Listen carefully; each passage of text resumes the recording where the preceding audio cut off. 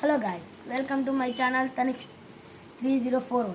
ఈరోజు అయితే యూట్యూబ్లో గూగుల్లో సెర్చ్ చేసి కెండోస్కోప్ అంటే ఏంటో తెలుసుకున్నాం. మీకు ఇది 6th క్లాస్లో అయితే దొరికింది. ఇప్పుడు దీన్ని రిజల్ట్ అయితే చూడొచ్చు. మీకు బెస్ట్ క్లారిటీ రావడానికి ఇలాగా హోల్డ్ చేసుకుంటే మీకు బాగా బెస్ట్ క్లారిటీ వచ్చింది. ఇప్పుడు చూడండి, కొద్దిగా మీకు కనిపిస్తుందా?